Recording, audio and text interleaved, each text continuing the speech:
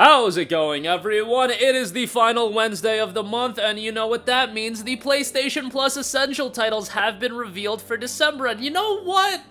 I don't know, I feel like people are going to be mad about this month, but given that we got a game in this lineup that just came out in May, now maybe that game didn't crush it from a commercial standpoint, and they kind of gotta go this route. Maybe it's a game that has a lot of microtransactions, or I should say DLC content, things of that nature, but the entire lineup, I think, has some depth to it. I think you've got a variety of titles as well, so let's break it down. Let's talk about the three games, and as always, I do want to hear your guys' thoughts, because you know what? We've been served up some crap sandwiches recently, and this one, I think, is a little bit better than some of the recent ones. I do have to say, Plus Essential has been okay. Like, with months with Callisto Protocol, Weird West, and games like that, that's decent. But Plus Extra has been an abomination, as you guys may know. But a new month, we got LEGO 2K Drive. We got Power Wash Simulator. I know you guys been waiting for that, and you know what? Typically, I hate the simulator-style games, but that game is hilarious, and it's got some hilarious DLC as well, so we'll talk about that. And then Sable, that game was, I believe, a timed exclusive on Xbox, and then it came to PlayStation later, if memory serves me correctly, so those games will be dropping. We'll talk about each of them in a second. Remember, until December the 4th, you have Mafia 2 Definitive Edition, Dragon Ball The Breakers, and Aliens Fireteam Elite to add to your library. People were really down about November as a whole as a month, so we'll talk about those games at the end as well. First of all, LEGO 2K Drive. Welcome to Bricklandia, home of a massive open-world LEGO driving adventure. Race anywhere, play with anyone, build your dream rides, and defeat a cast of wild racing rivals for the coveted Sky Trophy. Race across the streets, seas, and sands as you build your dream rides. Brick by brick, and enjoy LEGO 2K Drive's sprawling story mode. Play together with a friend at home or with up to 5 pals online in cross-play enabled. Play with friends and play with everyone online modes. Explore Bricklandia together or show off your skills in Cup Series and race modes. From mini games to side missions, a whole host of vehicle fun awaits you. So, you know, LEGO 2K Drive, again, like, it's not a game that's gonna be for everyone, and I imagine that people are not gonna value it of the idea that, oh, this game just came out in May. That's a pretty good offer. I think a lot of people are just gonna be like, yo, I'm not into this nonsense. That's how I perceive, or that's my prediction and how the general reaction is gonna be online. But if you do assess it from the vantage point of, oh, it came out back in May, could be a decent little offering there from that line of thinking. But also keep in mind that LEGO 2K Drive, yes, you're gonna get the base game, but they released an awesome edition. They released an awesome Rivals edition. They want your money, damn it, when it comes to the special editions and the DLC in this game. In-game purchases, all that good stuff. It is very much a 2K experience in the year of our Lord and Savior 2023.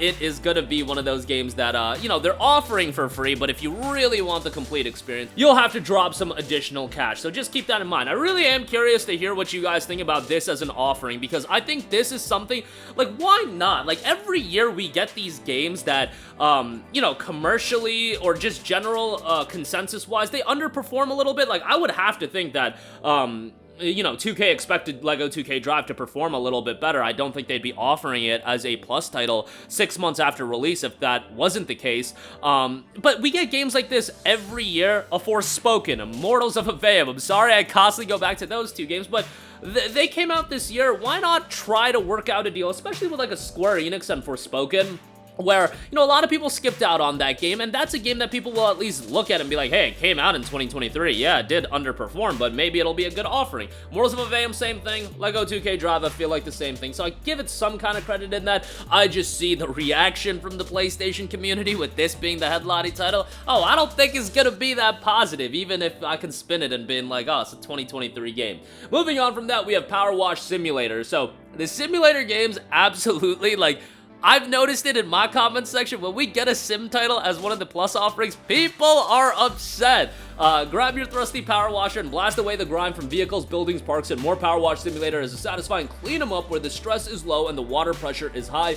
Use your earnings as a professional power washer to upgrade your collection of washers, nozzles, cleaning fluids, and extensions, allowing you to tackle bigger jobs and leave them sparkling clean with greater efficiency. Leave your mark on the dirt-covered town of Muckingham alone or chill out with friends in online co-op. Most importantly, make sure you have good, clean fun. Now, this game is really, really well received. The sim titles usually actually are, and this was published by Square Enix, and guess what? It even has some Square Enix tie-ins. A Midgard special pack is available. You can clean up some areas in Final Fantasy. There's a Tomb Raider content pack as well. There's a SpongeBob SquarePants pack that you have to buy, and a Back to the Future pack. Tomb Raider and Final Fantasy are Square Enix published titles, so, you know, I'm sure that was easier to get done, and that's why they're offered for free, but that is available as well. Again, the game is generally received really strongly. 36,000 reviews on Steam, and 97% of those reviews are positive, and I believe the Metacritic score is pretty strong. And again, the sim titles are usually pretty well received. It's just, you know, are you gonna sit down and get your power washing on? Like, I don't know. I don't know if that's gonna be something that really sells you on it, but as a,